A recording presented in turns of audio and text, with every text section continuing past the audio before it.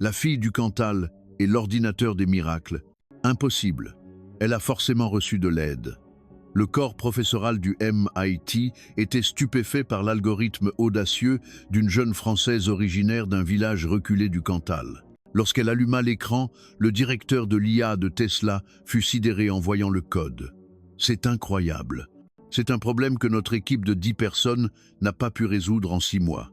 Ce que personne ne savait, c'est que ce code avait vu le jour sur un ordinateur portable récupéré dans une déchetterie. Cette histoire incroyable commence maintenant. Je m'appelle Chloé Martin. Je suis né et j'ai grandi dans un coin perdu du Cantal, en Auvergne. Quand Elon Musk a lancé sa première fusée, j'aidais ma grand-mère au champ. Pendant que la révolution de l'IA battait son plein dans la Silicon Valley, notre village avait à peine une connexion Internet digne de ce nom. Aujourd'hui, les médias du monde entier s'arrachent mon histoire, mais il y a une vérité que personne ne connaît. Un mois avant de recevoir les applaudissements à la conférence sur l'IA de Stanford, voici à quoi ressemblait ma vie. Un matin pluvieux, j'ai pris le bus communal pour un trajet de 45 minutes jusqu'au lycée de Saint-Flour.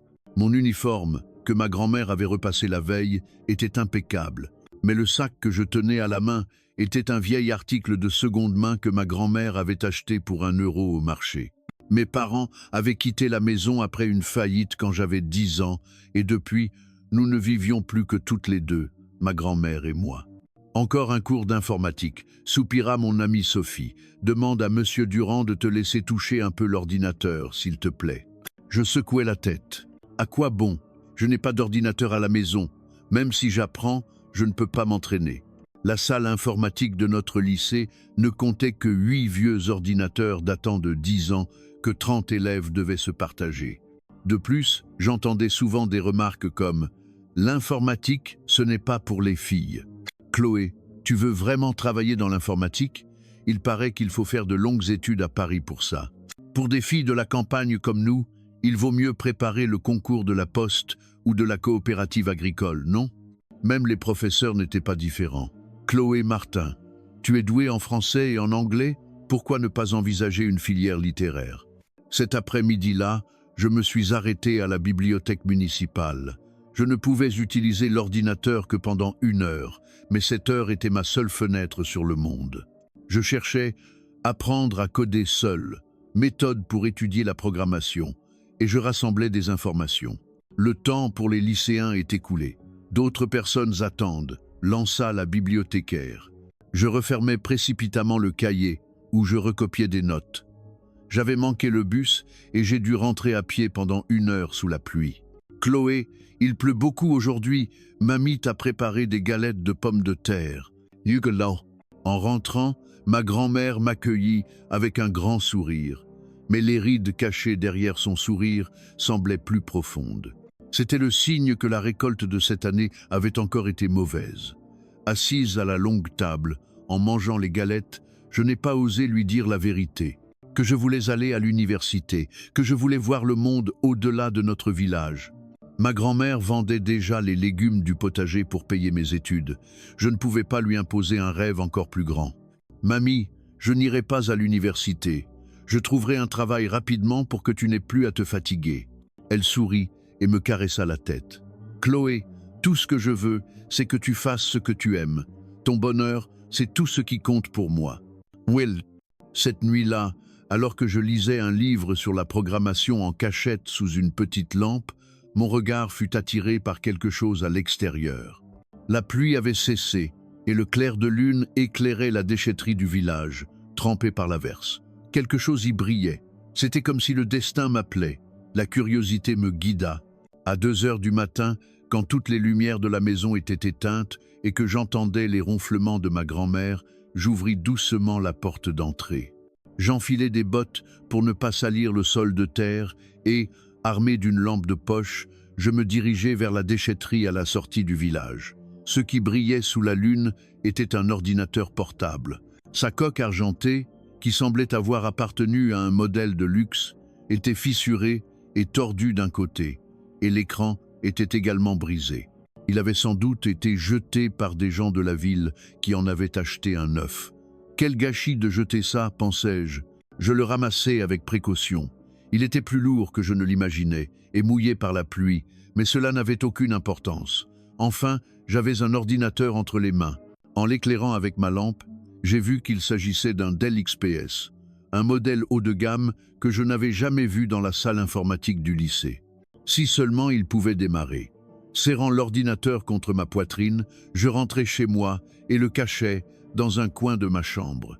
Le lendemain matin, après avoir préparé le petit déjeuner pour ma grand-mère et fait la vaisselle, je fis semblant de me préparer pour le lycée et glissai l'ordinateur dans mon sac à dos. « Chloé, il ne devrait pas pleuvoir aujourd'hui. Pas la peine de prendre ton parapluie. »« D'accord, mamie, à ce soir. » Mais ce jour-là, je ne suis pas allé au lycée. C'était la première fois que je séchais les cours. À la place, j'ai pris le bus pour la ville et j'ai cherché un vieil atelier de réparation d'appareils électroniques. Un vieil homme y réparait une radio ancienne. « Monsieur, vous pouvez réparer ça ?» En lui tendant l'ordinateur, il me dévisagea par-dessus ses lunettes. « Ma petite, où as-tu trouvé ça? C'est un objet de valeur. » Je l'ai trouvé à la déchetterie. Il avait été jeté. L'homme examina l'ordinateur un moment, puis secoua la tête. La carte mère a l'air intacte, mais l'écran est cassé et la batterie est complètement morte. Les réparations coûteront plus de 120 €. As-tu une telle somme? Mon cœur se serra. Je n'avais pas cet argent. Les médicaments de ma grand-mère nous coûtaient déjà cher. Il était impossible de trouver une telle somme. Alors, est-ce que je peux acheter seulement les pièces? Je vais essayer de le réparer moi-même. Le vieil homme me regarda, surpris. « Tu as déjà réparé un ordinateur? » « Non, mais je peux apprendre. Je peux chercher sur Internet. » Après un moment d'hésitation, il soupira et sortit une boîte de sous son établi. « Tiens, j'ai des pièces que j'ai récupérées sur de vieux portables. Je n'ai pas d'écran, mais il y a quelques batteries. Prends-les. De toute façon, elles ne me servent à rien. »« Vraiment? Combien ça coûte? » ?»« Laisse tomber. Mais promets-moi une chose. Si tu arrives à le réparer, viens me le montrer. Je suis curieux de voir comment tu vas t'y prendre. » Ce jour-là, je suis rentré avec une boîte pleine de pièces. J'ai acheté un jeu de tournevis et un fer à souder à la papeterie, et j'ai emprunté un livre intitulé « Les bases de la réparation d'ordinateurs portables » à la bibliothèque. De retour à la maison, pendant que ma grand-mère était au champ, j'ai commencé à travailler dans ma chambre. Ma première tentative fut un échec. J'ai branché une batterie, mais il ne s'est pas allumé. La deuxième fois, j'ai accidentellement touché la mémoire interne et l'ai endommagée davantage. La troisième fois, j'ai raté une soudure et me suis brûlé le doigt. Chaque nuit, après avoir terminé mes devoirs, je travaillais secrètement sur l'ordinateur. Pendant 10 jours, j'ai à peine dormi.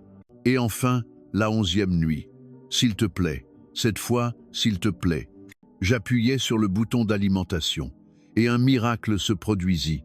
Une lueur bleue émana de l'écran brisé.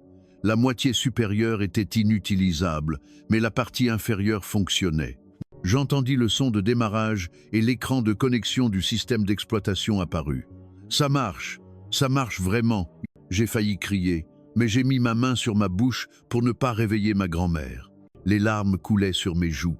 Mon doigt était rouge à cause de la brûlure et j'avais les ongles noirs de crasse, mais je n'avais jamais été aussi heureuse. Sur la partie inférieure de l'écran, il y avait des fichiers laissés par l'ancien propriétaire. Un dossier nommé « Programmation Python » attira mon attention. En l'ouvrant, j'y trouvais des supports de cours de programmation. Il y avait aussi un autre dossier, les bases du machine learning. Cette nuit-là, avec le son de la pluie frappant la fenêtre en fond sonore, je me suis plongé dans le monde du code pendant 1 heure, 2 heures, 3 heures, sans fin. Je n'ai pas dormi de la nuit, mais je n'étais absolument pas fatigué. Comment décrire l'excitation que j'ai ressentie en exécutant mon premier programme? C'était comme découvrir une étoile dans l'obscurité, une petite lueur, mais une lueur qui allait devenir le phare qui guiderait mon voyage. Le lendemain, comme promis, je suis allé montrer l'ordinateur au réparateur. « C'est toi qui as réparé ça, tu es vraiment doué. » Je n'oublierai jamais son regard étonné. Il m'a ensuite fait une proposition encore plus surprenante. « L'ordinateur de ma boutique plante tout le temps. Tu ne voudrais pas y jeter un œil? Je te paierai 10 € de l'heure. » C'est ainsi que j'ai eu mon premier petit boulot. Chaque week-end, je travaillais dans sa boutique, réparant des ordinateurs. Avec l'argent gagné, j'achetais des pièces pour améliorer le mien. J'ai fixé l'écran brisé avec du ruban adhésif et, petit à petit, j'ai remplacé les composants par de meilleurs. Un ordinateur portable trouvé à la déchetterie commençait à changer la vie d'une fille de la campagne. J'avais désormais un objectif. Si un simple ordinateur que d'autres achètent si facilement avait pu changer mon monde, peut-être que moi aussi, je pouvais créer quelque chose qui changerait le monde des autres. Et je savais déjà ce que je voulais créer. Derrière notre maison se trouvait une vieille serre en plastique. En hiver, ma grand-mère y stockait les conserves, mais elle était presque inutilisée du printemps à l'automne. J'ai décidé d'en faire mon atelier secret. J'y ai installé un vieux bureau et un générateur que j'ai fabriqué en modifiant la dynamo d'un vélo. C'était pour les moments où l'électricité était coupée ou pour étudier sans que ma grand-mère le sache. « Chloé, tu as mauvaise mine ces derniers temps. Tu dors bien la nuit ?» Je me contentais de sourire à la question de ma grand-mère. « Oui, je dors très bien. Je suis juste un peu fatigué avec les révisions. » En réalité, je ne dormais que 3 heures par nuit pour étudier le code. En rentrant de l'école, j'aidais ma grand-mère et après le dîner, je faisais mes devoirs. Puis, une fois qu'elle dormait, je me glissais dans la serre. Parfois, il pleuvait et le toit fuyait. Et les nuits d'été, j'étais assailli par des hordes de moustiques. Mais rien ne pouvait m'arrêter. À commencer par les tutoriels Python enregistrés sur l'ordinateur, je me suis lancé dans l'apprentissage en autodidacte. Au début, même comprendre les documents en anglais était difficile. J'étudiais avec un dictionnaire à côté de moi, cherchant chaque mot. Les termes comme variable, fonction, algorithme me semblaient être une langue étrangère. Le plus grand problème était Internet. La connexion dans notre village était très mauvaise et coupait complètement les jours de pluie. Bien sûr, nous n'avions pas de Wi-Fi. Alors, chaque week-end, je prenais mon vélo et je parcourais 30 minutes pour aller au cybercafé de la ville. 2 € pour 2 heures. C'était presque tout mon argent de poche. Mais pendant ce temps, je téléchargeais le plus de documents possible. « Ma petite, tu viens toutes les semaines. Qu'est-ce que tu fais de si sérieux ?» me demandait le propriétaire du cybercafé. Je me contentais de sourire. Même si j'expliquais, il ne comprendrait probablement pas. Sur le chemin du retour, je plaçais soigneusement l'ordinateur dans le panier de mon vélo, rentrant parfois sous la pluie. Une fois, une averse soudaine a failli mouiller l'ordinateur, mais je l'ai protégé de justesse en l'enveloppant dans la veste de mon uniforme. Ce jour-là, je suis rentré trempé, j'ai attrapé un rhume et ma grand-mère m'a grondé. « Chloé, qu'est-ce qui se passe? Tu as l'air de trop forcer ces derniers temps. »« Tout va bien, mamie. C'est juste que je suis occupé avec les examens. » Les mensonges s'accumulaient. Mais à l'époque, je ne pouvais expliquer à personne ce que je faisais.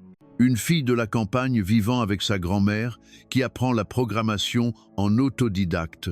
Tout le monde se serait moqué. 6 mois passèrent. J'avais maîtrisé la syntaxe de base de Python et je pouvais même faire du simple web scraping. Mais pour passer à une programmation plus avancée, j'avais besoin de plus de puissance de calcul. C'est en commençant à étudier le machine learning que j'ai été confronté à un nouveau problème. Pour exécuter cet algorithme, il faut au moins 8 Go de RAM. Mon ordinateur était à peine fonctionnel. Je n'avais pas d'argent pour l'améliorer et encore moins pour en acheter un meilleur. De plus, entraîner un modèle de machine learning nécessitait de laisser l'ordinateur allumé pendant des heures, ce qui posait un problème d'électricité. C'est alors que j'ai eu une idée révolutionnaire. A-t-on vraiment besoin d'un équipement haute performance ? Ne serait-il pas possible de créer un algorithme qui fonctionne efficacement même avec une faible consommation d'énergie ? Ce fut le début de mes recherches. En lisant des articles académiques téléchargés au cybercafé, j'ai découvert l'inefficacité des algorithmes existants. La plupart étaient conçus en supposant une puissance de calcul abondante et ne tenaient pas compte des environnements à faible consommation. J'ai donc commencé à développer ma propre méthode. Comme ma grand-mère qui fait des conserves en économisant les ingrédients et en les utilisant efficacement, j'ai appliqué cette logique à l'algorithme. Je divisais les données en unités plus petites pour les traiter et j'omettais délibérément les calculs inutiles. Un jour, alors que je codais en rechargeant mon ordinateur avec le générateur de vélo, une autre idée m'est venue. Tout comme la vitesse de pédalage est irrégulière, il fallait un algorithme qui fonctionne de manière stable, même lorsque l'alimentation électrique est instable. C'est ainsi que j'ai commencé à développer un algorithme adaptatif à l'alimentation variable. Il pouvait continuer les calculs même dans un environnement où l'électricité était instable, et même en cas de coupure de courant, il ne perdait pas les données importantes. Bien sûr, j'ai connu d'innombrables échecs. Une fois, en entraînant un modèle, l'ordinateur a surchauffé et s'est arrêté, effaçant 3 jours de travail. J'ai donc créé un programme qui sauvegardait automatiquement mon travail toutes les 5 minutes sur une clé USB. Un jour, alors que l'automne s'installait, ma grand-mère, en rentrant des champs, a remarqué une lueur provenant de la serre. « Chloé, qu'est-ce que tu fabriques là, dedans ?» ?»« Non. » Quand elle est entrée, j'étais en train de coder tout en faisant tourner le générateur de vélo. J'étais découverte. Je lui ai tout expliqué. L'ordinateur trouvé à la déchetterie, mes études secrètes de programmation et même mon rêve. Ma grand-mère m'a regardé en silence pendant un long moment. Puis, soudain, elle a essuyé une larme. « Chloé, je suis désolée de ne pas avoir pu t'aider davantage. »« Non, mamie, c'est moi qui suis désolée de t'avoir caché tout ça. » Elle m'a serré fort dans ses bras. « Je ne comprends pas bien ce que tu fais, mais je ne voulais pas te déranger dans tes efforts. Mais si tu te rends malade à faire ça en cachette la nuit. » À partir de ce jour, ma grand-mère a fait appel à un électricien de la ville pour installer l'électricité dans mon atelier. Bien sûr, cela a coûté cher, mais elle m'a soutenu de tout cœur en disant « c'est pour ton rêve ». Ainsi, j'ai pu consacrer plus de temps au codage. Le générateur de vélo n'était plus indispensable, mais je l'ai gardé car il avait été une source d'inspiration pour mon algorithme. Parfois, je débranchais délibérément la prise et je testais l'algorithme en le faisant fonctionner uniquement avec le générateur. Si mon ordinateur peut fonctionner dans un environnement aussi instable, il pourra sûrement aider quelqu'un dans les régions du monde où l'Internet et l'électricité manquent. Peu à peu, mon objectif a dépassé le simple apprentissage de la programmation pour devenir le développement de technologies qui pourraient aider des gens dans des situations similaires à la mienne. C'est alors que j'ai vu par hasard, sur le tableau d'affichage de la bibliothèque, l'affiche d'un concours scientifique régional. Le thème était « Résoudre les problèmes locaux par l'innovation numérique ». Le premier prix était de 3 000 €. Pour moi, c'était une fortune. C'est ça. C'est l'occasion de tester mon algorithme. Cette nuit-là, j'ai commencé à me préparer. J'ai conçu un système de diagnostic précoce des maladies et des ravageurs des cultures, l'un des plus grands problèmes de notre village. C'était une application qui analysait les maladies en prenant une photo des feuilles des cultures avec un téléphone portable et fournissait un diagnostic de base même sans connexion Internet. Dans l'atelier de la serre, je me suis plongé dans le travail jour et nuit. L'application, alimentée par un algorithme optimisé pour les environnements à faible consommation, utilisait un minimum de batterie de smartphone, tout en maintenant une grande précision. Une semaine avant le concours, ma grand-mère est venue dans la serre. « Chloé, prends ça !» Elle m'a tendu une vieille enveloppe. En l'ouvrant, j'y ai trouvé 900 € en espèces. « Mamie, c'est quoi ?» ?»« C'est de l'argent que j'ai mis de côté en vendant quelques légumes. Pour le concours, il te faut bien de nouveaux vêtements et d'autres choses à préparer. » Les larmes ont coulé. J'ai serré fort les mains ridées de ma grand-mère et j'ai promis « Je vais gagner, mamie. Je ferai briller ton nom encore plus que le mien. » Même si je ne dormais que 2 heures par nuit pour me préparer, je me sentais plus vivante que jamais. Mon code, mon algorithme, ma solution unique née dans des conditions difficiles allait bientôt être révélée au monde. Je n'étais plus seul. Le soutien de ma grand-mère, les conseils du réparateur et l'ordinateur trouvé à la déchetterie étaient avec moi. Chaque ligne de code que j'avais écrite portait leur histoire. L'apprentissage solitaire d'une fille de la campagne était sur le point de porter ses premiers fruits. Le jour du concours, vêtue d'un chemisier blanc et d'une jupe noire que ma grand-mère avait repassée, Je me suis dirigé vers le centre culturel de la ville. Mon vieil ordinateur était soigneusement enveloppé dans un tissu dans mon sac à dos, avec un sandwich préparé par ma grand-mère. Elle m'a accompagné jusqu'à l'arrêt de bus. Chloé, ne sois pas nerveuse, sois fière de toi. Même si tu ne gagnes pas, ce n'est pas grave, tu as fait de ton mieux. D'accord, mamie, Yves. En montant dans le bus, je lui ai fait un signe de la main, mais mon cœur battait la chamade. Personne n'avait jamais vu mon code. J'avais peur de la façon dont mon application serait perçue. En arrivant au centre culturel, de nombreux participants étaient déjà installés. La plupart étaient des lycéens des villes, certains semblaient même être des étudiants. Tous avaient des ordinateurs portables et des tablettes dernier cri. Où puis-je m'inscrire? J'ai donné mon nom à l'accueil et j'ai reçu un badge de participant. Numéro 18, mon stand. C'était une petite table dans un coin, mais pour moi, c'était déjà le paradis. J'ai ouvert l'écran de mon ordinateur, rafistolé avec du ruban adhésif, et j'ai branché la batterie externe que j'avais fabriquée. J'ai vu quelques participants regarder mon ordinateur et ricaner. J'ai entendu quelqu'un chuchoter « C'est quoi ça? Une antiquité ?» Mais je n'y ai pas prêté attention. L'important n'était pas l'apparence de l'ordinateur, mais le code qu'il contenait. Le jury a commencé à faire le tour des stands pour évaluer les projets. Il était composé de 5 personnes, des professeurs d'université, des cadres d'entreprises informatiques et des experts agricoles locaux. En les entendant évaluer le stand voisin avant d'arriver au mien, mon cœur s'est mis à battre encore plus vite. Le potentiel commercial de cette application est bon. Pensez à chercher des investisseurs. La précision de ce modèle de deep learning est impressionnante. Enfin, ce fut mon tour. Les 5 jurés se sont tenus devant moi. L'un d'eux a pris la parole. « Mademoiselle, votre nom, votre lycée, et présentez-nous brièvement votre projet. » « Bonjour, je m'appelle Chloé Martin. Je suis en terminale au lycée agricole de Saint-Flour, et mon projet est un système de diagnostic des maladies et ravageurs des cultures, optimisé pour une faible consommation d'énergie. » L'expression des jurés changea subtilement. L'un d'eux ajusta ses lunettes et fixa mon vieil ordinateur. Un thème intéressant. Comment ce système fonctionne-t-il? J'ai pris une grande inspiration et j'ai commencé à expliquer. Ma voix tremblait au début, mais en parlant du code et de l'algorithme, j'ai gagné en confiance. Mon système a 3 caractéristiques. Premièrement, il fonctionne dans des environnements à faible consommation. Deuxièmement, les fonctions de base sont maintenues même sans connexion Internet. Troisièmement, il peut diagnostiquer les principales maladies des cultures avec une précision de plus de 90% en utilisant l'appareil photo d'un smartphone ordinaire. J'ai sorti la feuille de salade que j'avais apportée pour la démonstration. En la scannant avec la caméra, l'application a commencé l'analyse immédiatement. Le résultat est apparu en 3 secondes. Diagnostic, mildiou, probabilité de 94%. Mesures recommandées, retrait des plants infectés et pulvérisation de fongicides à base de cuivre. Un des jurés a froncé les sourcils.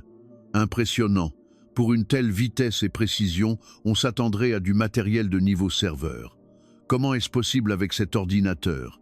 L'algorithme que j'ai développé compresse les données pour minimiser les calculs et n'exécute que les opérations vraiment nécessaires. Les modèles existants analysent chaque pixel, mais le mien se concentre uniquement sur les zones où les signes de maladie sont susceptibles d'apparaître, économisant ainsi les ressources. Le juré, qui semblait être un cadre d'entreprise informatique, a demandé avec intérêt « Fascinant. Comment avez-vous eu cette approche ?» J'ai hésité un instant, mais j'ai décidé de dire la vérité. En fait, mon ordinateur est si vieux qu'il ne pouvait pas exécuter les modèles d'IA courants. J'ai donc dû trouver un moyen de le faire fonctionner. Ma famille est agricultrice. L'électricité est souvent coupée et Internet est instable, donc je devais créer un système qui fonctionne dans de telles conditions. Les jurés se sont regardés. L'expert agricole s'est avancé et a examiné l'ordinateur de plus près. Il y a du ruban adhésif sur cet ordinateur. Oui, l'écran est cassé, alors je l'ai scotché. Je l'ai trouvé à la déchetterie. Un silence s'est fait dans la salle. Un des jurés a demandé, incrédule. « Attendez une minute. Vous avez développé ce projet sur un ordinateur trouvé à la déchetterie ?» « Oui, Je l'ai trouvé il y a 6 mois. La batterie était complètement morte, alors je le rechargeais avec un générateur de vélo pour coder. Leur expression est passée de la surprise au doute. Un juré s'est raclé la gorge. « Mademoiselle Martin, soyez honnête. Avez-vous vraiment écrit ce code seul? N'avez-vous pas reçu d'aide ou modifié un projet existant ?» J'ai eu l'impression que mon cœur se glaçait. Mon honnêteté était remise en question. Non, j'ai tout écrit moi-même. J'ai appris en autodidacte avec des livres de la bibliothèque et des documents trouvés sur Internet. Le cadre de l'entreprise informatique a hoché la tête. Alors, pouvez-vous nous expliquer ce code? En particulier, comment fonctionne cet algorithme d'optimisation de la mémoire? Il a tourné l'ordinateur vers moi. Sur l'écran se trouvait le code que j'avais passé des nuits blanches à écrire. J'ai pris une profonde inspiration et j'ai commencé à expliquer. Cette partie est l'algorithme utilisé pour analyser les images. Les modèles classiques chargent toutes les données en mémoire, mais le mien traite les données séquentiellement en les divisant en petits fragments. C'est un peu comme ma grand-mère qui fait des conserves. Au lieu de tout mettre d'un coup dans un grand bocal, elle répartit dans de petits pots pour que la saveur soit uniforme. Les yeux de l'expert d'agricole se sont illuminés. Il a continué avec des questions précises. Vous dites que l'application fonctionne sans Internet. Quelle est la taille de la base de données? Inclut-elle toutes les maladies de toutes les cultures? Non, pour l'instant, elle ne peut diagnostiquer que les 30 principales maladies des 10 cultures les plus courantes dans notre région. Mais lorsqu'elle est connectée à Internet, elle peut accéder à une base de données dans le cloud pour diagnostiquer plus de maladies et mettre à jour le modèle avec de nouvelles données. Ouais, les jurés ont continué à poser des questions pendant plus de 30 minutes. Leurs expressions, d'abord méfiantes, sont devenues sérieuses, puis admiratives. Un projet très impressionnant, Mademoiselle Martin. Nous sommes particulièrement étonnés que vous ayez obtenu de tels résultats avec des ressources aussi limitées. Après leur départ, la tension est retombée et je me suis affalé sur ma chaise. Les participants des stands voisins ont commencé à me regarder avec curiosité. C'est incroyable, le jury est resté 30 minutes à ton stand.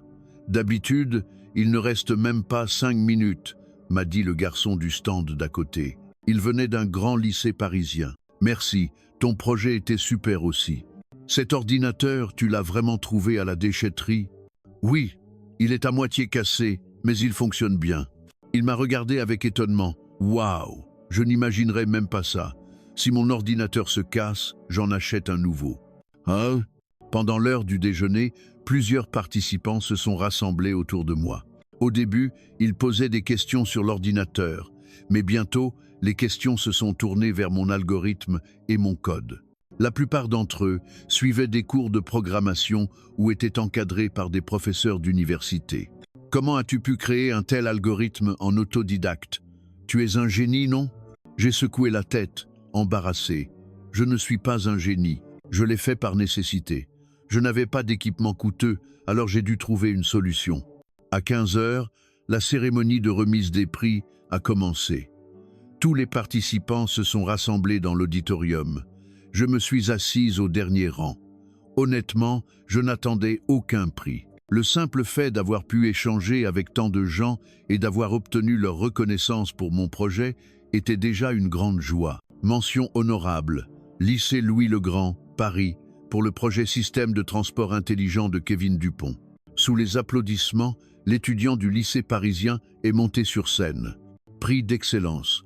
Lycée international de Lyon pour le projet Apprentissage des langues étrangères en réalité augmentée de Sarah Dubois. Puis vint l'annonce du Grand Prix. Mon cœur s'est mis à battre plus fort. Et maintenant, le Grand Prix du concours.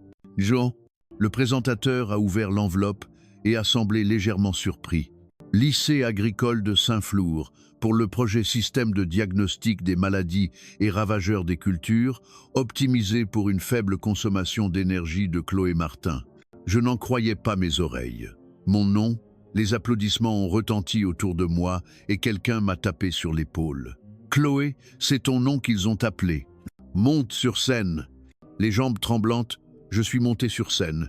J'ai reçu un trophée, un diplôme et un chèque de 3 000 €. Le présentateur a approché le micro. Mademoiselle Chloé Martin, un mot pour votre victoire ?» Devant le micro, j'étais paralysé. Mais quelqu'un dans le public a crié « Bravo !», ce qui m'a donné du courage. Je voudrais dédier ce prix à ma grand-mère, qui a toujours cru en moi. Et je voudrais dire que des conditions difficiles peuvent parfois être le moteur pour trouver de nouvelles solutions. Merci. Yeah. Mon discours fut bref, mais l'auditorium a éclaté en applaudissements nourris. Après la cérémonie, un journaliste du journal local a demandé une interview. Le lendemain, un article avec le titre « Une fille de la campagne révolutionne l'informatique avec un ordinateur de déchetterie » faisait la une du journal régional. Dans le bus du retour, je regardais par la fenêtre et je pensais « Ma vie est en train de changer, mais ce n'est pas la fin, c'est juste le début. Le chemin à parcourir est encore long. » En arrivant au village, ma grand-mère m'attendait à l'arrêt de bus. Je me suis jeté dans ses bras et je lui ai montré le trophée. « Mamie, j'ai gagné le Grand Prix !» Les larmes coulaient de ses yeux. « Ma Chloé, tu l'as fait !» Ce soir-là, le maire du village est venu nous rendre visite. Il était venu me féliciter en apprenant la nouvelle. « Chloé, c'est formidable, avoir un talent comme toi dans notre village. » Le maire a été impressionné par mon histoire. Et il m'a fait une proposition importante. « Chloé, il y a une pièce vide au foyer rural. Pourquoi ne continuerais-tu pas tes recherches là? Bah, il y a un vieil ordinateur et la connexion Internet est meilleure. » Mes yeux se sont illuminés. C'était un environnement bien meilleur que la serre. Vraiment? Merci beaucoup, monsieur le maire. À partir de ce jour, j'ai continué à coder dans la petite pièce du foyer rural. L'attitude des professeurs de mon lycée a également changé. Le professeur d'informatique m'a appelé spécialement pour me prêter des livres sur la programmation et le conseiller d'orientation m'a proposé de m'écrire une lettre de recommandation pour l'université. « Je ne savais pas que tu avais un tel talent, Chloé. Je suis désolé. » J'ai souri et secoué la tête. « Ce n'est pas grave, monsieur. Moi non plus, je ne pensais pas être capable de faire ça. » Veillez tous. L'article du journal local s'est peu à peu propagé aux médias nationaux.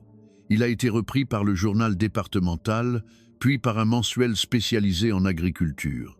Une entreprise de technologie agricole a même manifesté son intérêt pour mon application. C'était un petit succès, mais pour moi, c'était un tournant qui changeait ma vie. En regardant le ruban adhésif sur l'écran de mon ordinateur, je me suis dit, ce n'était pas seulement la réparation d'un appareil cassé, c'était la première marche vers mon avenir. Et un rêve plus grand commençait à grandir en moi. Créer une technologie qui pourrait être utilisée dans les régions du monde où les ressources sont rares. Réaliser une innovation qui pourrait aider les gens qui vivent les mêmes difficultés que moi. J'étais maintenant prête à aller vers un monde plus vaste.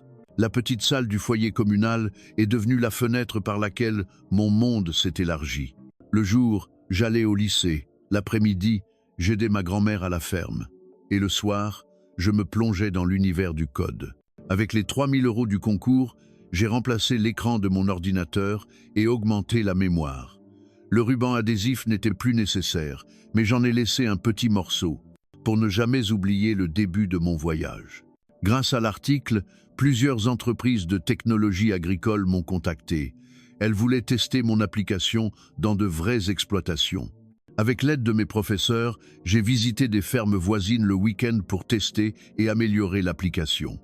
Les retours du terrain ont rendu mon programme encore plus robuste. Grâce à ton application, Chloé, on a sauvé la moitié de notre champ de choux. Merci beaucoup, m'a dit un agriculteur. Ces mots m'ont réchauffé le cœur. Savoir que mon code aidait vraiment quelqu'un était ma plus grande récompense. Quelques mois ont passé. J'étais en terminale, mais je passais plus de temps à développer mon application qu'à préparer le baccalauréat. Mes professeurs s'inquiétaient, mais j'étais déterminé à suivre ma voie. Un jour, j'ai participé à un forum en ligne sur les technologies agricoles et j'ai posté un message sur mon projet. Je voulais simplement obtenir des conseils d'autres développeurs. Le lendemain matin, en me réveillant, j'ai vu que mon message avait suscité une réaction explosive. Ce n'est pas juste une application, c'est une innovation qui pourrait changer l'agriculture dans les pays en développement. Cette approche optimisée pour les environnements à faible consommation pourrait grandement contribuer à la démocratisation de l'IA. Un commentaire en particulier a attiré mon attention. Vous devriez absolument postuler au Stanford Global AI Challenge. Votre projet est exactement le genre d'innovation qu'il recherche. Le Stanford Global AI Challenge, un concours international organisé par une université de renommée mondiale. C'était une scène dont je n'osais même pas rêver. Une recherche rapide m'a appris qu'il s'agissait d'un immense concours recevant des milliers de candidatures du monde entier chaque année. Le thème de cette année était « Des solutions d'IA pour un avenir durable ». Mon cœur s'est mis à battre la chamade. C'était le thème parfait pour mon projet, mais des problèmes pratiques se sont rapidement posés. Premièrement, les frais d'inscription étaient de 300 $, soit environ 280 €. Deuxièmement, tous les documents et la présentation devaient être en anglais. Troisièmement, si j'étais sélectionné pour la finale, je devrais me rendre en personne à San Francisco, aux États-Unis. C'est impossible. Au moment où j'allais éteindre l'ordinateur, découragé, les mots de ma grand-mère me sont revenus en tête. « Chloé, tu es le genre de fille qui rend l'impossible possible. » C'est vrai, ce n'était pas la première fois que je faisais face à une situation qui semblait impossible. Je me suis rassise devant l'ordinateur et j'ai commencé à lire attentivement les conditions de participation. Les frais d'inscription pouvaient être annulés sur demande par email. Quant à l'anglais, eh bien, la documentation de mes bibliothèques de programmation préférées était entièrement en anglais, donc ça valait le coup d'essayer. Pour la finale, je m'en préoccuperai plus tard. Je me suis immédiatement mise à préparer mon dossier de candidature. Mon anglais étant limité, j'ai utilisé un traducteur en ligne, mais j'ai vérifié chaque terme technique moi-même pour m'assurer de leur exactitude. Il m'a fallu une semaine pour préparer la description du projet, les échantillons de code et une vidéo de démonstration de l'application. Pour la vidéo, j'ai fixé mon téléphone sur un support et je me suis filmé. Pour ne pas réveiller ma grand-mère la nuit, j'ai créé une petite cabine avec des couvertures et j'ai expliqué mon projet en chuchotant en anglais. Après des dizaines de prises ratées, j'ai enfin réussi à obtenir une vidéo satisfaisante. Après avoir soumis ma candidature, je suis revenu à la réalité. Honnêtement, je pensais avoir très peu de chance. Je devais rivaliser avec des étudiants des meilleures universités du monde et des chercheurs de grandes entreprises. Si seulement ils m'exemptent des frais d'inscription.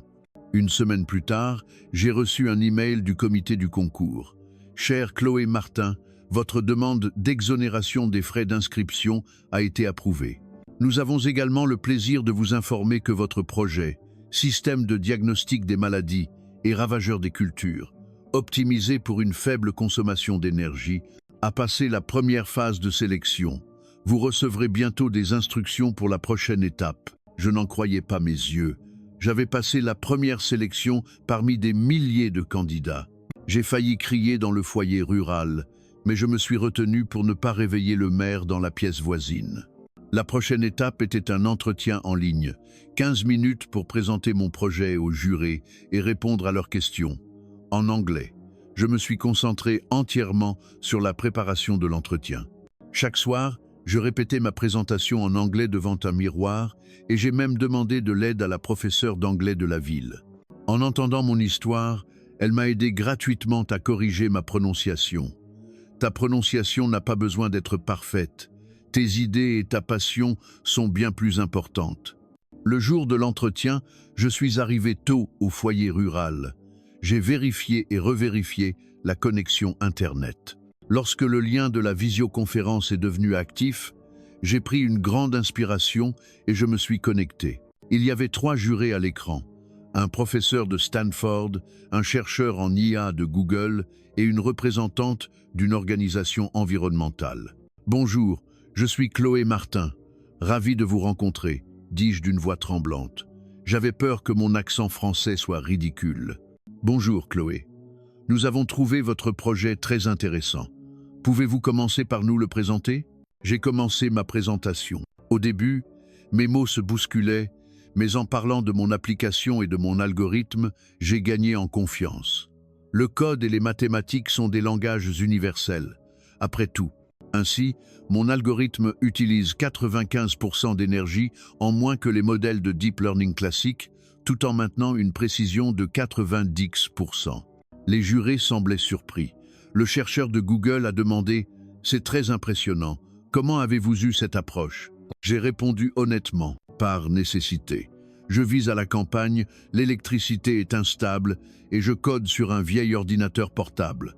Je devais créer un programme qui fonctionne dans ces conditions. La représentante de l'organisation environnementale a souri. Chloé, de nombreux agriculteurs dans les pays en développement sont dans une situation similaire. Votre solution leur serait d'une grande aide. L'entretien s'est déroulé beaucoup plus facilement que prévu. À la fin, le professeur de Stanford a demandé « Si vous êtes sélectionné pour la finale, pourrez-vous venir à San Francisco ?» Mon cœur a raté un battement, un voyage aux États-Unis. Rien que le billet d'avion coûterait plus de 1 000 €, sans parler de l'hébergement. C'était une somme inimaginable. Pour être honnête, ce ne sera pas facile financièrement, mais je trouverai un moyen, d'une manière ou d'une autre. Le professeur a hoché la tête. Entendu, merci. L'entretien en ligne terminé, j'ai reçu un autre email 2 jours plus tard. Chère Chloé Martin, félicitations. Vous avez été sélectionnée comme finaliste du Stanford Global AI Challenge. La finale aura lieu dans 1 mois à San Francisco. Nous sommes heureux de vous informer que le comité du concours a décidé de prendre en charge vos frais de voyage et d'hébergement. Des informations supplémentaires vous seront communiquées ultérieurement. Je l'ai lu et relu, sans y croire. J'étais vraiment en finale d'un concours mondial. Et en plus, il couvrait mes frais. Cette nuit-là, le cœur tremblant, j'ai annoncé la nouvelle à ma grand-mère.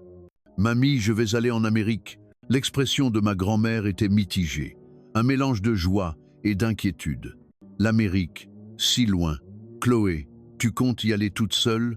me demanda-t-elle. « Oui, le concours prend en charge les frais, même l'hôtel, » ai-je répondu. « Et le billet d'avion ?» demanda-t-elle inquiète. « Je vais essayer de gagner l'argent, » ai-je dit. Ma grand-mère est restée silencieuse un moment.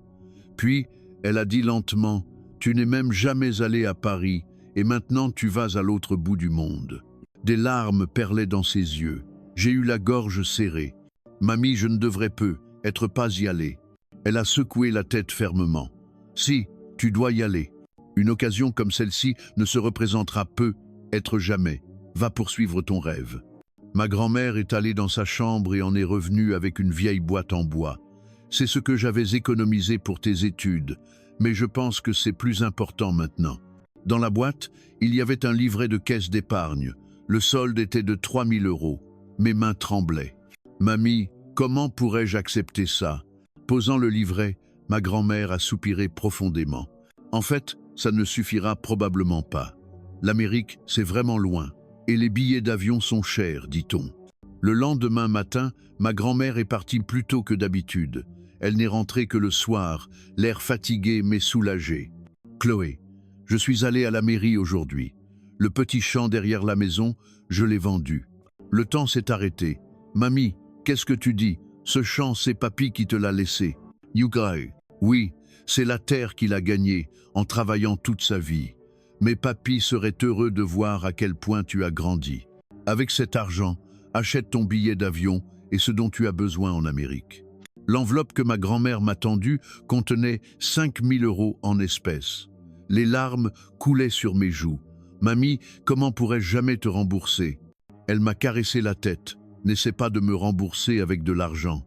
Le plus beau cadeau que tu puisses me faire, c'est de réaliser ton rêve. Et quand tu auras réussi, aide les autres enfants de la campagne. C'est ça, le vrai remboursement. » À partir de ce jour, les préparatifs sérieux ont commencé. Je n'avais pas de passeport, alors j'en ai demandé un en urgence. J'ai dû aller à l'ambassade pour mon visa. La professeure d'anglais m'a aidé à préparer l'entretien, et je répétais ma présentation technique tous les soirs. Le proviseur du lycée, en apprenant ma situation, m'a accordé une autorisation d'absence exceptionnelle. Toute l'école me soutenait. « Chloé Martin, tu es maintenant la fierté de notre lycée.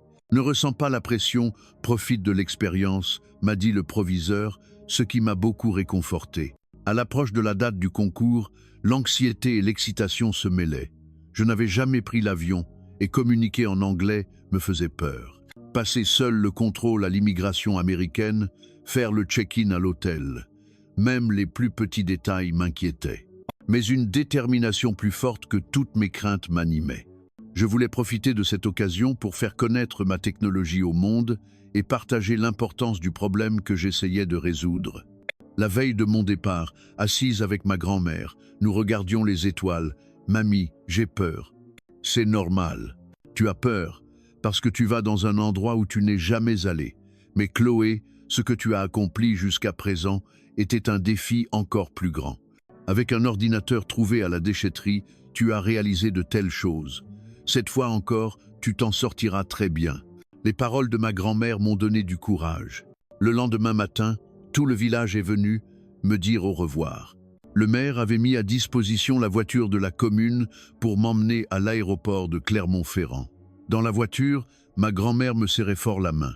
À l'aéroport, après l'enregistrement, le moment est venu de passer la sécurité. « Chloé, prends soin de toi, mange bien et ne suis pas les inconnus. » Je l'ai serré fort dans mes bras. « Ne t'inquiète pas, mamie, je reviendrai avec de bonnes nouvelles. » Je me suis retourné une dernière fois pour lui faire un signe de la main et j'ai franchi la porte d'embarquement. J'étais en train de quitter mon habit de fille de la campagne pour faire mon premier pas vers le monde. Assise près du hublot, regardant le soleil se lever au-dessus des nuages, je me suis dit que toutes les difficultés passées n'étaient être qu'une préparation pour ce moment. J'ai ouvert mon ordinateur portable et j'ai vérifié une dernière fois ma présentation. Le petit bout de ruban adhésif encore collé dans un coin de l'écran a attiré mon attention. Je l'ai touché doucement du doigt et j'ai souri. Le plus grand défi de ma vie m'attendait. Mais je n'avais plus peur, car je savais déjà comment transformer l'impossible en possible. Une annonce en anglais a retenti, mon cœur s'est emballé. Après 12 heures de vol, j'atterrissais à l'aéroport international de San Francisco. Le vaste paysage urbain que je voyais par le hublot de l'avion était complètement différent de tout ce que j'avais connu. Des gratte-ciel, des autoroutes s'étendant à l'infini et des centaines d'avions. Était-ce bien la réalité? Serrant fermement mon passeport et mes documents d'immigration, j'ai pris une profonde inspiration. J'ai relu l'email d'information envoyé par le comité du concours et j'ai organisé les prochaines étapes dans ma tête. Passer l'immigration, récupérer mes bagages, puis me rendre au point de rencontre où un membre du personnel du concours devait m'accueillir. Devant le comptoir de l'immigration, mes paumes sont devenues moites. Les voyageurs avant moi conversaient tous dans un anglais fluide et passaient rapidement. « Next !» Mon cœur battait à tout rompre. Debout devant l'agent d'immigration, j'ai tendu mon passeport et mes documents d'une main tremblante. Lorsqu'il m'a demandé en anglais le but de ma visite, j'ai répondu maladroitement pour participer au Stanford Global AI Challenge. J'avais peur de la bizarrerie de mon accent. L'agent a examiné attentivement mes documents, puis a levé les yeux. Son expression s'est soudainement adoucie. « Ah, vous êtes la jeune étudiante japonaise qui a créé cette application pour les cultures ? J'ai vu ça aux informations. Bienvenue aux États-Unis. » J'étais stupéfaite qu'ils me connaissent et encore plus surprise que mon histoire soit arrivée jusqu'ici. Son sourire en apposant le tampon d'entrée m'a réchauffé le cœur. Après avoir récupéré mes bagages et être sorti, j'ai vu une jeune femme tenant une pancarte avec mon nom, Chloé Martin. C'était un membre du personnel envoyé par le comité. « Bonjour Chloé, je suis Emily de Stanford. Comment s'est passé votre vol ?» Je lui ai répondu en anglais que c'était long mais que tout allait bien. Emily a souri gentiment et a pris ma valise. En sortant de l'aéroport et en montant en voiture, le paysage de San Francisco qui défilait par la fenêtre ressemblait à une scène de film. Le Golden Gate Bridge, les maisons colorées sur les collines, les gens montant et descendant dans les tramways. Dans la voiture, Emily m'a demandé en anglais si c'était ma première fois aux États-Unis et j'ai répondu que c'était même ma première fois hors de France. Elle a semblé surprise et m'a dit en anglais que tout le monde était très impressionné par mon projet et que les jurés avaient du mal à croire que j'avais développé un tel algorithme sur un ordinateur trouvé à la déchetterie. Encore une fois, j'étais étonné. Mon histoire semblait déjà faire le tour des organisateurs. Après environ 30 minutes de route, nous sommes arrivés à l'hôtel. Mais appeler cela un hôtel était un euphémisme. C'était un palace. Des lustres en cristal dans le hall au sol en marbre, en passant par les employés en costume, L'endroit semblait plus grand que mon village tout entier. Émilie m'a expliqué en anglais que tous les finalistes séjournaient ici et que ma chambre était au 22 étage. Le 22 étage, le plus haut bâtiment de mon village était la mairie avec ses 3 étages. Après le check-in, en entrant dans ma chambre, j'ai poussé un soupir d'admiration. Un lit king size, une télévision immense, une fenêtre avec vue panoramique sur la ville et une baignoire en marbre dans la salle de bain. Je n'arrivais pas à croire que tout cet espace était pour moi. Émilie m'a dit en anglais que le dîner de gala aurait lieu à 19 h dans la salle de bal principale où je rencontrerais les autres finalistes, puis m'a souhaité un bon repos. Après son départ, je me suis assise sur le lit, essayant de me faire à la réalité. Hier encore, je vivais avec ma grand-mère dans une petite maison de campagne.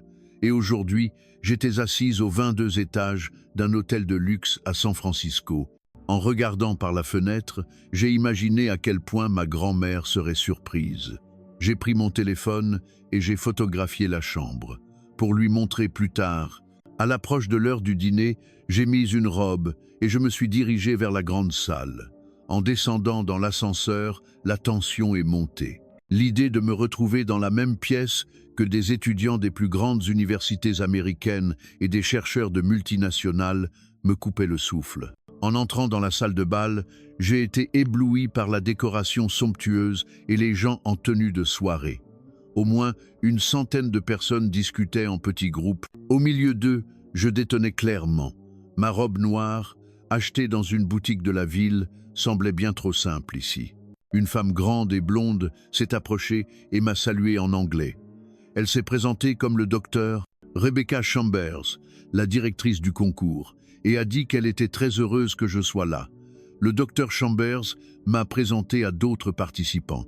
Des étudiants du MIT, de Harvard, de Stanford, des ingénieurs de Google et de Microsoft. Tout le monde était aimable, mais j'avais du mal à suivre les conversations. L'anglais était trop rapide, plein de jargon technique et de blagues à l'américaine. Quelqu'un m'a demandé en anglais de présenter mon projet. Tous les regards se sont tournés vers moi. J'ai pris une grande inspiration et j'ai commencé l'explication que j'avais préparée. J'ai bafouillé au début, mais en parlant de mon projet, j'ai gagné en confiance.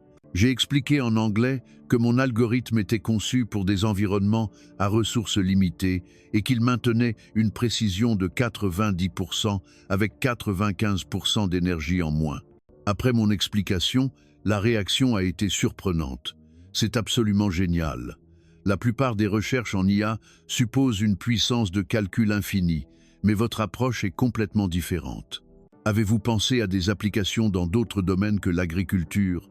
Cela pourrait révolutionner l'edge computing local, était le genre de réaction que j'ai reçue en anglais. Leur intérêt et leurs questions semblaient sincères. Peu à peu, la tension a commencé à se dissiper. Cependant, un sentiment de malaise persistait. Les autres participants avaient des MacBook Pro dernier cri, des tablettes de luxe et portaient des vêtements de marque. Un participant se vantait en anglais que sa start-up venait de lever $1 milliard. Pendant le dîner, je ne savais pas quelle fourchette ou quel couteau utiliser parmi la multitude posée sur la table. Quand on m'a servi du vin, je ne savais pas comment réagir. L'étudiant de Harvard, assis à côté de moi, m'a murmuré à l'oreille en anglais « Utilisez-les de l'extérieur vers l'intérieur. Ne vous inquiétez pas, j'ai dû apprendre tout ça aussi. » Je l'ai remercié pour sa gentillesse, mais cela n'a fait que renforcer mon sentiment de ne pas être à ma place. De retour dans ma chambre d'hôtel après le dîner, je me suis allongé sur le lit et j'ai fixé le plafond. L'anxiété montait à l'idée du concours qui commençait vraiment le lendemain. Mon ordinateur portable semblait ridicule à côté des appareils dernier cri des autres. Mon anglais était limité et même ma tenue n'était pas appropriée. Avais-je ma place ici? Le doute s'est insinué en moi. La vue nocturne de San Francisco, scintillante par la fenêtre, était magnifique, mais tout aussi étrangère. Le ciel étoilé de ma campagne me manquait. C'est alors que je me suis souvenu de ce que ma grand-mère m'aurait dit. « Chloé, peu importe où tu es, tu restes toi-même. Ce ne sont pas les beaux vêtements ou les ordinateurs chers qui comptent, mais la sagesse que tu as dans ta tête. » C'est vrai. Je n'étais pas venu ici pour un défilé de mode ou une exposition de matériel. J'étais venu pour présenter mon algorithme et mes idées. J'ai ouvert mon ordinateur et j'ai relu ma présentation. Le ruban adhésif sur la partie supérieure fissurée de l'écran a attiré mon regard. Ce ruban était un précieux souvenir qui me rappelait le début de mon voyage. Cet ordinateur et mes idées, voilà ma vraie valeur. Le matériel coûteux n'a pas d'importance. Le lendemain matin, dans la navette qui nous emmenait au lieu du concours, j'ai pris une autre décision. Je n'allais pas être intimidé. J'allais me montrer tel que j'étais. Être même que mon histoire était unique et précieuse ici. En arrivant sur le campus de l'université de Stanford, j'ai été impressionné par les bâtiments majestueux et les vastes pelouses. Le campus, empreint d'histoire et de tradition, était écrasant. En entrant dans le grand auditorium où se tenait le concours, j'ai vu des équipements de pointe et des stands préparés pour chaque participant. Chloé Martin, stand numéro 17, Mathé on indiqué en anglais. Mon stand était équipé d'un ordinateur dernier cri, d'un grand moniteur et même d'une tablette. Mais j'ai sorti mon vieil ordinateur et je l'ai branché. Le participant du stand voisin m'a demandé en anglais, l'air curieux, « Pourquoi n'utilisez-vous pas le matériel fourni ?» C'est l'ordinateur avec lequel j'ai développé l'algorithme. Cet ordinateur me connaît et je le connais, et je répondu en anglais. Il a souri et a hoché la tête. C'est cool, ça a de l'authenticité. La cérémonie d'ouverture a commencé et le programme du concours a été annoncé en anglais. Aujourd'hui, préparation et réseautage. Demain matin, présentation préliminaire. L'après-midi, annonce des finalistes. Et le dernier jour, la grande finale. Pendant le déjeuner, j'ai eu l'occasion de discuter en anglais avec d'autres participants dans la cafétéria du campus. C'était maladroit au début, mais je me suis peu à peu détendu. Ce qui m'a vraiment surprise, c'est que beaucoup de gens étaient sincèrement intéressés par mon histoire. Vous avez vraiment trouvé cet ordinateur à la déchetterie et vous l'avez réparé vous-même? A demandé un participant en anglais. Oui, il était cassé. J'ai appris à réparer des appareils électroniques en regardant des vidéos sur YouTube. C'est incroyable. Nous, quand quelque chose se casse, on en achète un nouveau, a-t-il exprimé son étonnement en anglais. Un autre participant, originaire d'un pays en développement, a dit qu'il comprenait profondément mon histoire. Un autre encore, dont la grand-mère était agricultrice, a montré un grand intérêt pour mon application. Ma grand-mère aurait adoré votre application. Elle a lutté toute sa vie contre les maladies des plantes, a-t-il partagé en anglais. J'ai peu à peu réalisé que ma différence pouvait être une force, pas une faiblesse. Mon parcours et mon expérience étaient en fait spéciaux et précieux ici. L'après-midi, il y a eu une session de mentorat. Chaque participant était assigné à 3 experts pour revoir sa présentation et recevoir des conseils.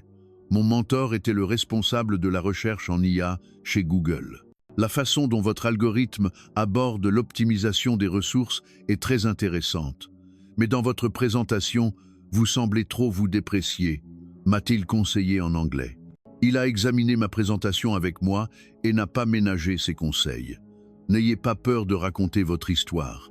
Comment vous avez eu cette idée, les difficultés que vous avez rencontrées? Ce contexte rendra vos réalisations techniques encore plus impressionnantes, m'a-t-il conseillé en anglais. J'ai suivi les conseils de mon mentor et j'ai modifié ma présentation. J'ai inclus non seulement les aspects techniques, mais aussi mon parcours personnel comme une partie importante. L'histoire de la découverte de l'ordinateur, du générateur de vélo, des problèmes concrets de la campagne française. Le soir, il y avait une visite du campus. J'ai pu découvrir directement l'histoire, la tradition et la culture de l'innovation de Stanford. En entendant en anglais que de nombreux entrepreneurs de la Silicon Valley avaient commencé ici, le rêve d'étudier un jour dans un tel endroit est né en moi. Sur le chemin du retour à l'hôtel, la vue nocturne de San Francisco depuis la navette ne me semblait plus aussi étrangère. J'avais plutôt l'impression de faire partie de ce paysage. De retour dans ma chambre, j'ai fait une dernière répétition pour la présentation du lendemain. Debout devant le miroir, j'ai peaufiné ma prononciation en anglais et j'ai clarifié les messages clés que je voulais transmettre. Je m'appelle Chloé Martin. Je suis une lycéenne d'un petit village de campagne en France. En répétant ces mots, Je n'avais plus peur. J'étais convaincu que ce que j'avais, ce que je savais et ce que j'avais vécu avait de la valeur. Allongé dans mon lit, je me suis endormi en pensant à la présentation du lendemain. Dans mon rêve, j'ai vu ma grand-mère sourire. En pensant au courage qu'elle m'avait donné, au chant qu'elle avait vendu, ma détermination s'est renforcée. Demain serait le jour le plus important de ma vie, et j'étais prête. Le jour du concours, le soleil matinal de San Francisco, entrant par la fenêtre de l'hôtel, m'a réveillé. Ma présentation était à 10h30. J'étais la 5e à passer. Je me suis préparé en répétant une dernière fois ma présentation devant le miroir. La présentation, modifiée tard dans la nuit, combinait harmonieusement mon histoire et les aspects techniques. Je peux le faire, ce n'est qu'un autre défi. Dans le hall de l'hôtel, j'ai pris la navette avec les autres participants. Tous avaient l'air tendus, mais nous nous sommes souhaités bonne chance. Bonne chance aujourd'hui, m'a dit l'étudiant du MIT assis à côté de moi en anglais. J'ai répondu avec un sourire, merci, bonne chance à vous aussi. En arrivant sur le campus de Stanford, il y avait déjà beaucoup de monde. Non seulement les participants, mais aussi des investisseurs, des représentants d'entreprises et des journalistes. Mon cœur s'est mis à battre encore plus fort. Je n'avais jamais présenté devant un public aussi nombreux. Dans le hall du lieu du concours, j'ai terminé mon enregistrement et on m'a conduite dans la salle de préparation. Au milieu des participants qui vérifiaient une dernière fois leur présentation, j'ai ouvert mon ordinateur. Le ruban adhésif sur le dessus de l'écran a attiré mon regard et j'ai souri. Ce petit bout de ruban était le début de mon voyage et le symbole qui m'avait soutenu jusqu'à ce moment. 30 minutes avant le début de ma présentation, une pensée angoissante m'a traversé l'esprit. Et si ma prononciation en anglais était mauvaise, si je ne pouvais pas répondre correctement aux questions, si un problème technique inattendu survenait, à ce moment-là, mon téléphone a sonné. C'était un appel international de chez moi. « Chloé, c'est Mamie, tu vas bien ?» La voix de ma grand-mère a failli me faire pleurer. « Mamie, oui, je vais bien, mais pourquoi un appel international ?» Le maire m'a aidé. Il a dit que c'était un jour important aujourd'hui. « Mamie te soutient toujours, où que tu sois, tu es la fierté de notre village. »« Merci, Mamie, c'est grâce à toi si je suis là. Tu as vendu le champ, ma voix s'est étranglée et je n'ai pas pu continuer. »« Ce n'est rien, Chloé, fais juste comme tu as toujours fait. Montre-leur simplement ce que tu as dans la tête. » Après l'appel, je me suis lavé le visage et je me suis ressaisi. Comme le disait ma grand-mère, je devais juste faire comme j'avais toujours fait. Le premier présentateur a été appelé, un étudiant en master de Harvard avec un projet sur l'IA de reconnaissance vocale. Sa présentation soignée et son anglais parfait semblaient impeccables. Les applaudissements nourris du public sont parvenus jusqu'à la salle de préparation. Le deuxième présentateur était un stagiaire en recherche de Google. Son projet portait sur l'IA d'imagerie médicale. Il a également fait une présentation brillante et a répondu avec assurance lors de la session de questions. On suivit les présentations des étudiants de Stanford et du MIT. Tous avaient des sujets de recherche de pointe, un anglais parfait et des parcours impressionnants. Enfin, ce fut mon tour. La prochaine présentation est celle de Chloé Martin, venue de France, avec son système de diagnostic des maladies et ravageurs des cultures, optimisé pour une faible consommation d'énergie, a-t-on annoncé en anglais. Mon cœur allait exploser. J'ai pris une profonde inspiration, puis j'ai expiré, et je suis monté sur scène. Environ 300 personnes étaient assises dans l'auditorium. Au premier rang, les jurés, et derrière eux, divers intervenants. Tous les regards étaient fixés sur moi. « Bonjour, je m'appelle Chloé Martin. Je viens d'un petit village de campagne en France, et je commençais en anglais. J'ai un peu bafouillé sur la première phrase, mais j'ai continué comme je l'avais préparé. Mon projet est un système d'IA qui fonctionne efficacement même dans des environnements à ressources limitées. Il a été spécialement développé pour les zones rurales où l'électricité et la puissance de calcul font défaut. Oui, j'ai continué ma présentation en faisant défiler les diapositives. J'étais tremblante au début, mais j'ai peu à peu gagné en confiance. Conformément aux conseils de mon mentor, j'ai inclus mon histoire personnelle. L'idée de ce projet est née en regardant ma grand-mère travailler à la ferme. Elle avait du mal à identifier les maladies des plantes à l'œil nu et je voulais trouver un moyen de l'aider. Sur la diapositive suivante, j'ai partagé l'histoire de la découverte de l'ordinateur à la déchetterie, de sa réparation et de sa recharge avec le générateur de vélo. Je devais utiliser un ordinateur dans un environnement où l'alimentation électrique était instable. C'est pourquoi j'ai dû développer un algorithme qui fonctionne efficacement même dans des conditions de faible consommation. Je suis passé à l'explication technique. J'ai détaillé les innovations de mon algorithme, la technique de segmentation des données, les méthodes d'optimisation des calculs. Sur cette partie, je parlais avec assurance, sans trembler. C'était le domaine que j'avais étudié jour et nuit.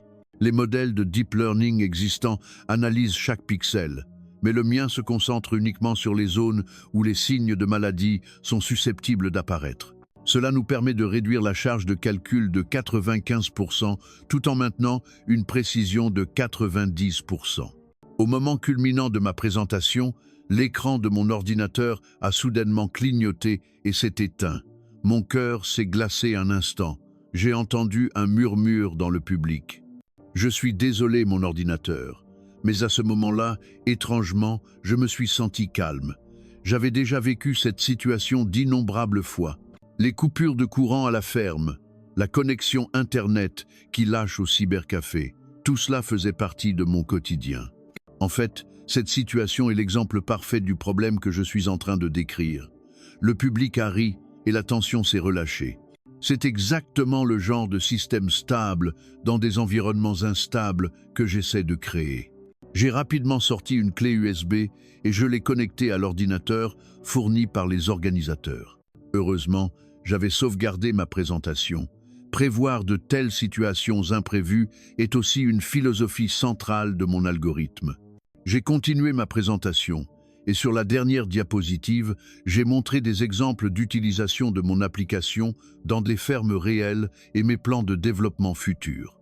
Cette technologie peut être appliquée non seulement dans les campagnes françaises, mais aussi dans toutes les régions du monde où les ressources sont limitées.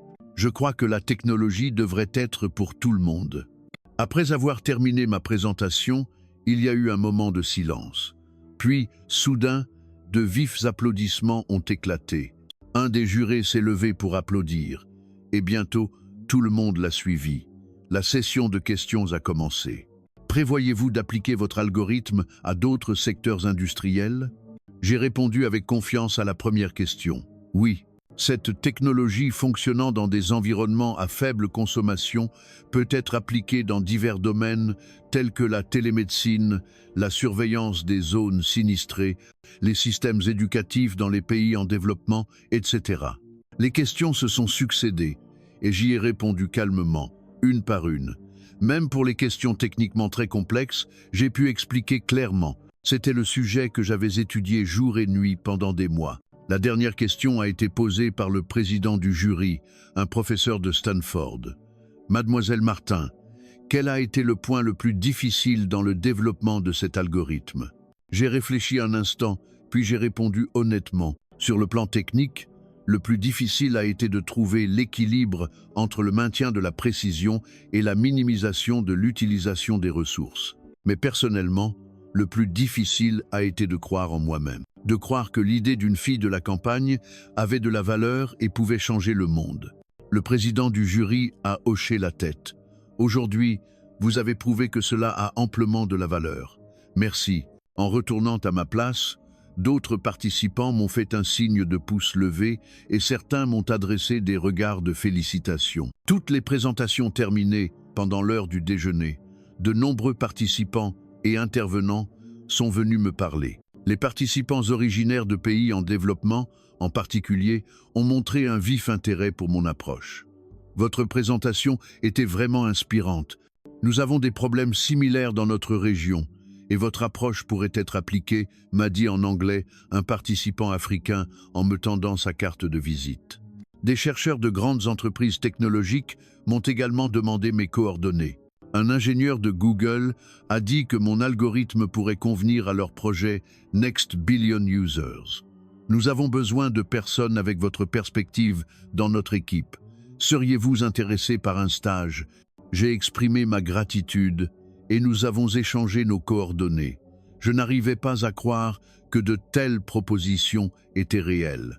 À 14 heures, l'annonce des finalistes a eu lieu. Sur les 20 participants, seuls 5 passeraient à la finale de demain. L'organisateur a ouvert une enveloppe et a commencé à lire la liste des finalistes. James Kim, du MIT. Sofia Rodriguez, de Harvard. Michael Chen, de Stanford. J'attendais, le souffle coupé. Et Chloé Martin, de France. J'ai cru que mon cœur allait exploser. Des applaudissements ont retenti autour de moi, et les personnes assises à côté de moi m'ont tapé sur l'épaule pour me féliciter. Lors de la réunion d'orientation des finalistes, on nous a expliqué le programme de demain et les critères de jugement. La finale consisterait en une présentation plus approfondie de la technologie et du modèle économique, suivie d'une session de questions-réponses avec un panel d'experts. L'orientation terminée, dans la navette qui nous ramenait à l'hôtel, je regardais le paysage de San Francisco défiler et je repensais à tous les événements de la journée. Des choses que je n'aurais même pas pu imaginer il y a quelques mois se produisaient réellement. De retour dans ma chambre d'hôtel, j'ai d'abord appelé ma grand-mère. « Mamie, je suis en finale. Ma chérie, tu l'as fait. Je le savais. Je savais que tu étais spéciale. Je pouvais sentir la fierté dans sa voix. C'est grâce à toi qui as vendu le champ. Demain, c'est la finale. Je vais faire encore plus d'efforts. Chloé, tu as déjà fait de ton mieux. Peu importe le résultat, mamie sera fière de toi. » Les larmes ont coulé. L'amour inconditionnel et le soutien de ma grand-mère m'ont toujours donné une force immense. Après l'appel, je me suis mise à préparer la finale de demain. J'ai modifié ma présentation en me basant sur l'expérience d'aujourd'hui et j'ai préparé des réponses aux questions prévisibles. J'ai également préparé un chargeur et une batterie de secours pour que le problème de batterie de mon ordinateur ne se reproduise pas.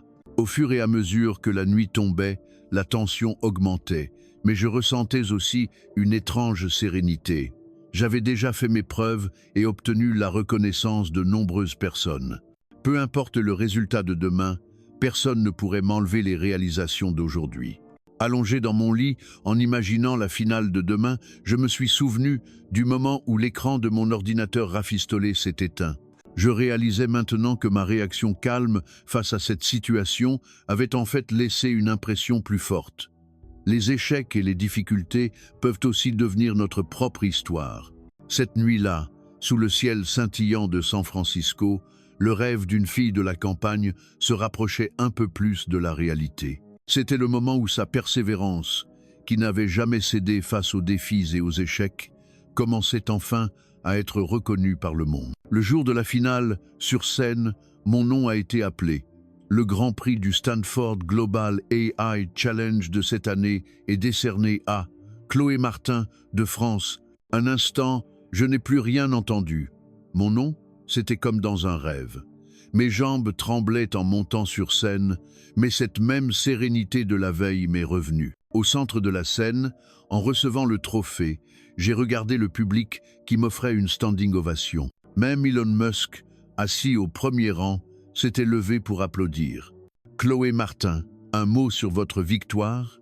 Debout devant le micro, j'ai pris une profonde inspiration.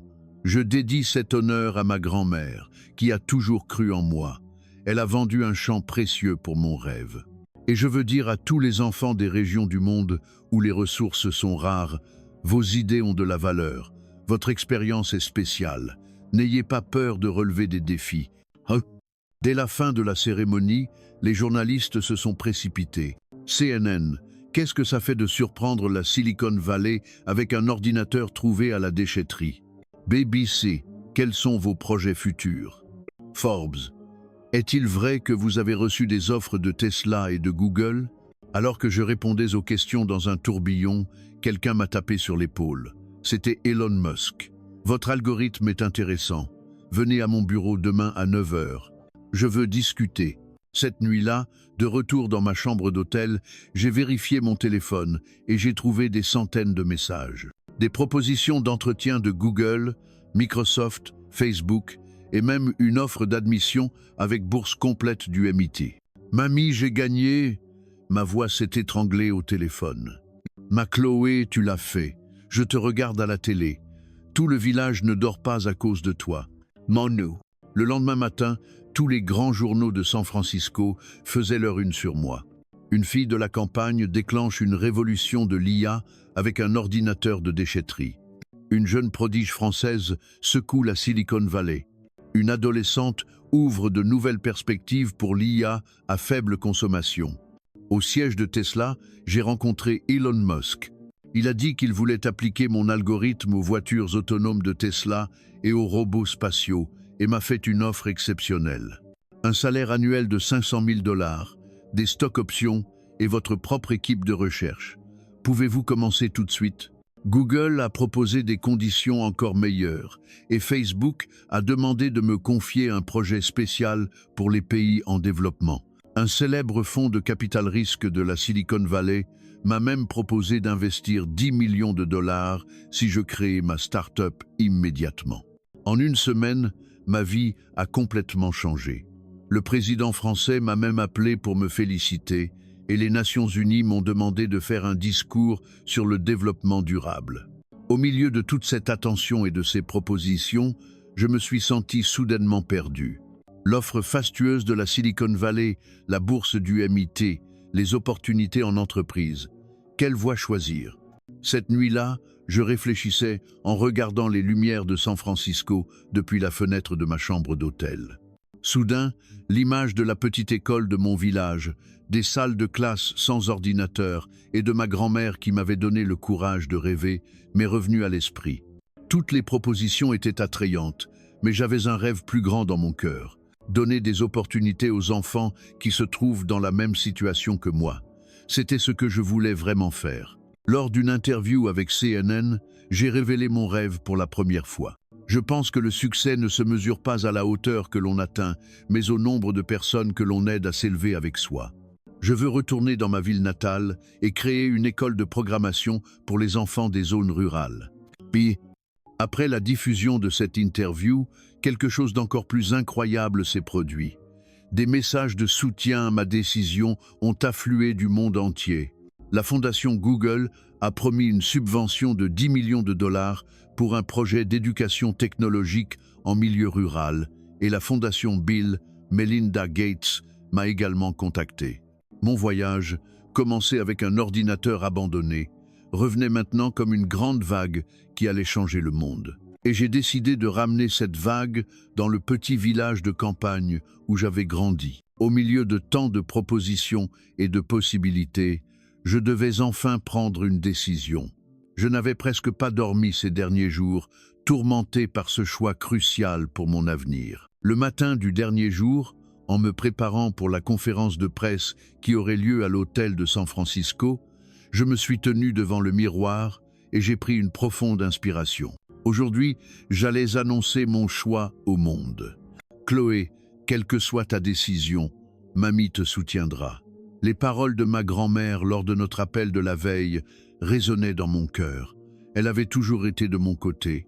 En pensant à l'amour qui l'avait poussé à vendre son champ pour payer mon billet d'avion, j'ai eu les larmes aux yeux.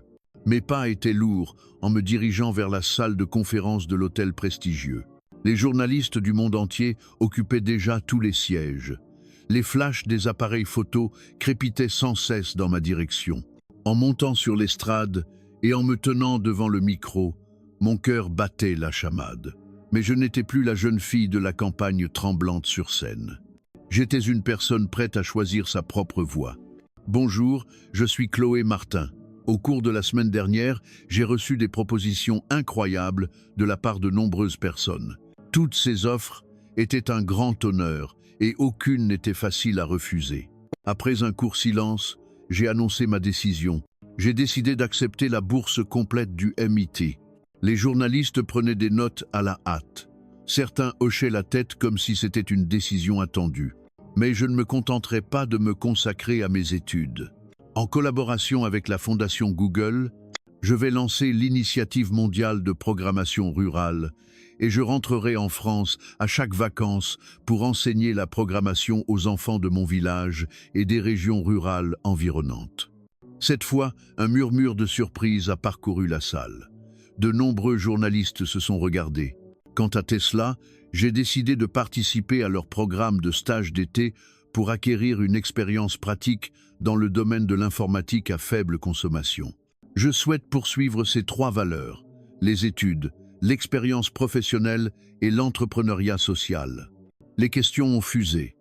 Un journaliste de CNN a été le premier à demander « Pourquoi avez-vous choisi les études plutôt qu'un salaire élevé immédiat ?»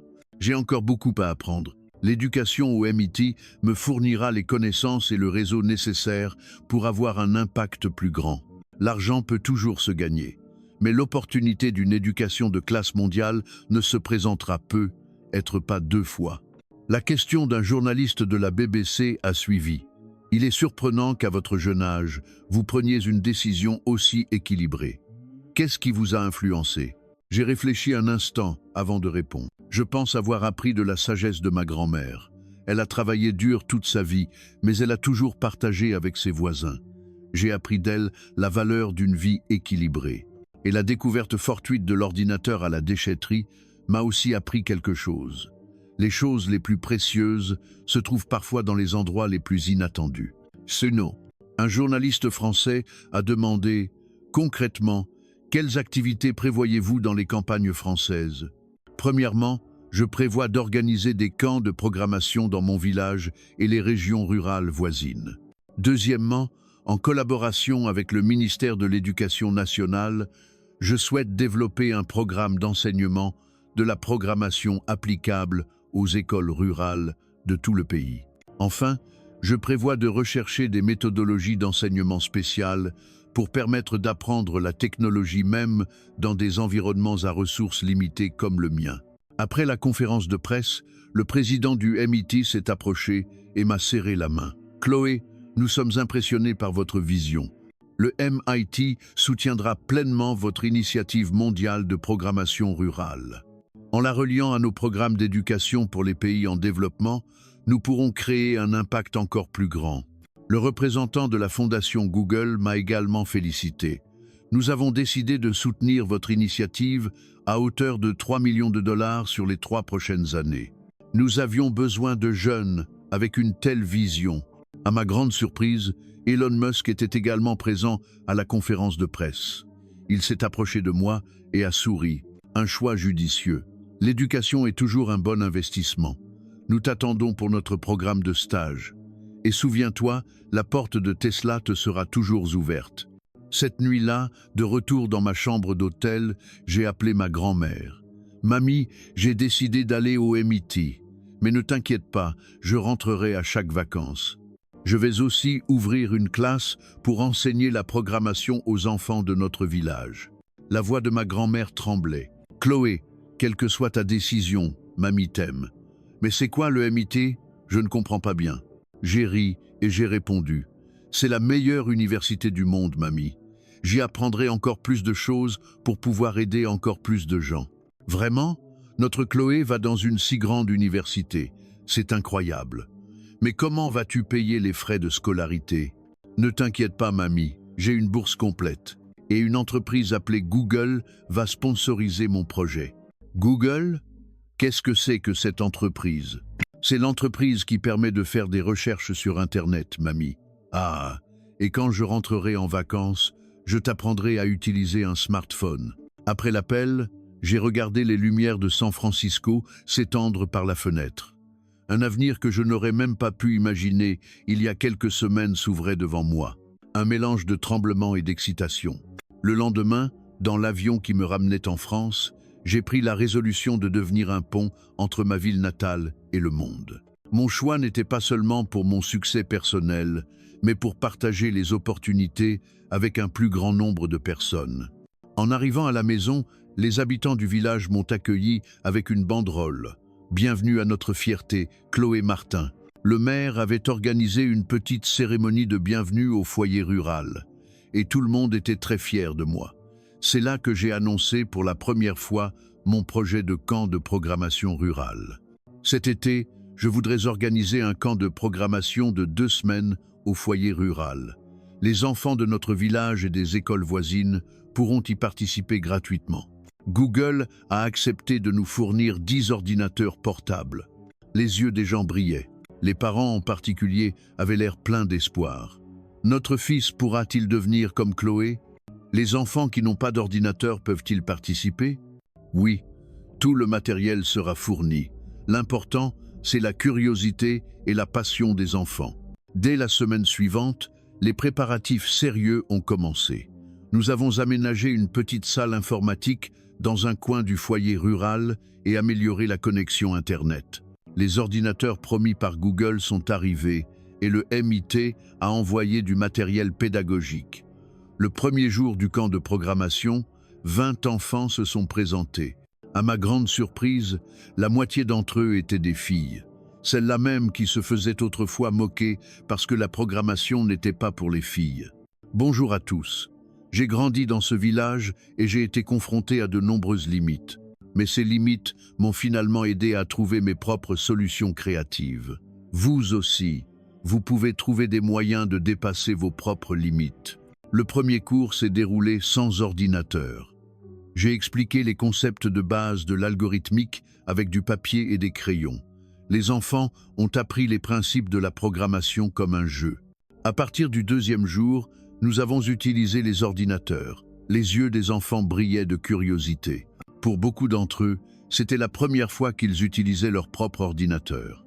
Au fur et à mesure du camp, les enfants ont commencé à créer de simples applications pour résoudre des problèmes de leur quotidien. Une fille a créé une application pour rappeler à sa grand-mère de prendre ses médicaments. Un autre a créé un programme pour gérer le calendrier d'arrosage de la ferme familiale. Le dernier jour, ils ont présenté les projets qu'ils avaient créés à leurs parents et aux habitants du village. Une fille en particulier m'a marqué. « Je veux changer le monde, comme Chloé. Ce petit village n'est qu'un début. Quand Chloé reviendra du MIT, je veux apprendre encore plus. » Dans le regard de cette fille, j'ai vu mon propre reflet d'autrefois. Une passion, une curiosité et une volonté de changer le monde. Après le camp, le ministère de l'Éducation nationale m'a contacté. Il voulait étendre le modèle de mon camp de programmation à toutes les écoles rurales du pays. La Fondation pour la science et la création française m'a également invité à siéger au comité consultatif d'un programme de bourse pour les étudiants défavorisés. Alors que l'été touchait à sa fin, en préparant mon départ pour le MIT, j'ai partagé un dernier dîner avec ma grand-mère. Assise dans le jardin, regardant les étoiles, comme nous en avions l'habitude. « Chloé, ce que tu as fait pour les enfants de ce village est vraiment formidable. Je t'ai toujours dit que les gens qui réussissent ne sont pas ceux qui montent seuls, mais ceux qui aident les autres à s'élever avec eux. » Les paroles de ma grand-mère m'ont fait monter les larmes aux yeux. « Mamie, je ramènerai ici tout ce que j'apprendrai au MIT. Et un jour, je construirai la meilleure école de programmation du monde dans notre village. Je sais que tu le feras. Tu as toujours fait les bons choix. » Le lendemain, en prenant l'avion de Paris à Boston, j'étais convaincu que mon choix était le bon. Recevoir la meilleure éducation du monde tout en gardant un lien avec ma ville natale.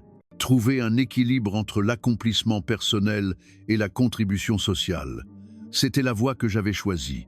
En regardant la terre française s'éloigner par le hublot de l'avion, je me suis dit, je serai maintenant un pont entre deux mondes et je partagerai les opportunités que j'ai reçues avec encore plus d'enfants.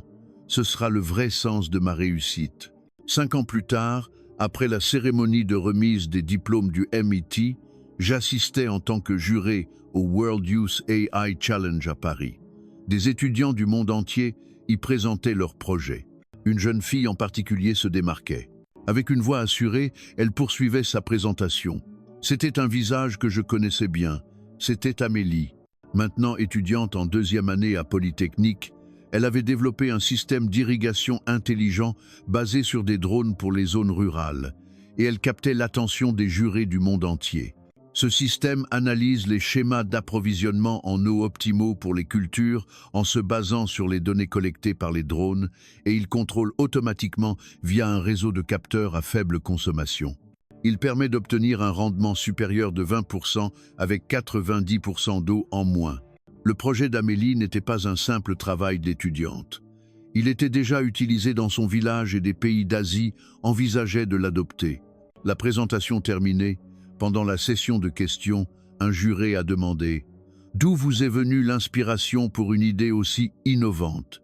Amélie a regardé un instant le public, m'a repéré là où j'étais assise et a souri vivement. « Ma source d'inspiration est assise juste là, Madame Chloé Martin.